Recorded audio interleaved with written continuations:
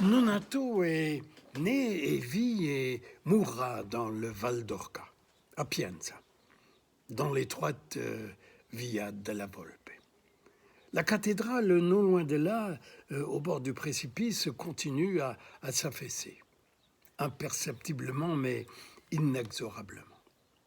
Nonato sera présent pour l'éternité, comme figurant dans une séquence du Nom de la Rose, tourné dans sa ville en 1986. Et 10 ans plus tard, pendant 5 secondes, dans Le Patient anglais. Nonato fait et refait et réajuste et corrige et amende le compte des cas où il a morflé, autant que des cas où il n'a pas morflé.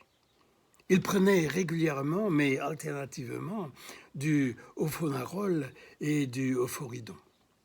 Son activité dopaminergique était presque tout le temps en baisse. Les neurorégulateurs syncopaient et faisaient des intermittences. Sacrée précarité. Un clou dans l'œil, une contorsion du gros orteil, une fissure à l'anus, un amollissement des omoplates. Une ou 2 fois par semaine, Nonato allait à pied à Castelmuzio, le village voisin, où il s'installait tranquillement au fond d'un atelier qui n'était ni une maroquinerie, ni une ferronnerie, ni une fromagerie, fattoria de pecorino, mais une fabrique de clavecins, celle de maître Bruce Kennedy. On connaît ces fameuses fidèles répliques du mythe de 1702, du Rückers de 1637, du Dulken de 1745. Un peu plus loin, sur la colline, dans un champ immense, il y a ce cercle dans lequel poussent une vingtaine de cyprès, serrés les uns contre les autres, cartes postales qu'on voit dans tous les kiosques. Quand Nonato va sur le sentier de Castelmuzio, il va tout vaguelant et songeur.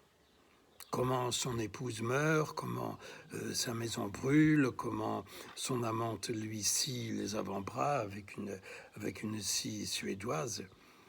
Les perlants arpèges du clavecin au temps des tricornes et des lavalières résonnaient avec tout leur raffinement parmi la misère la plus noire.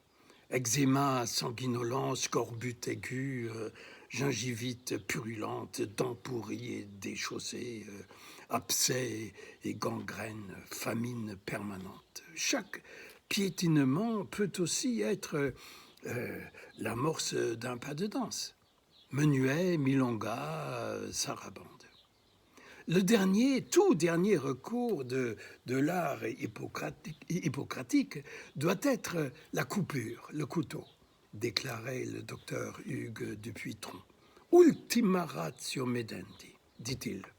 Ce serait rendre, dit-il, un véritable service à l'humanité que de découvrir un moyen thérapeutique capable de guérir la fissure à l'anus sans avoir recours au couteau. Le Rückers de 1637 est le prince de tous les clavecins de tous les temps. C'est Johannes Rückers qui le fabriqua à Anvers. Aujourd'hui, il se trouve au Museo Nazionale degli Strumenti à Rome. Quant à Blandine Verlet, elle jouait ses variations Goldberg sur un Rückers de 1624, qui se trouve aujourd'hui au musée Unterlinden de Colmar. En cas de gangrène au talon, on sciait le pied. En cas de gangrène au mollet, on sciait juste au-dessous du genou.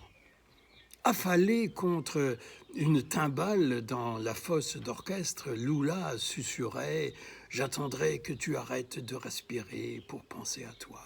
Et même ça, pas sûr. » Nonato va tout vaguelant sur le sentier de Castelmuzio. Tant de fois qu'il a morflé, tant de fois qu'il n'a pas morflé. Les collines à perte de vue ondulent paresseusement, les cyprès flambent noirement vers le firmament. Une huppe craintive fait pause brièvement au bord du chemin.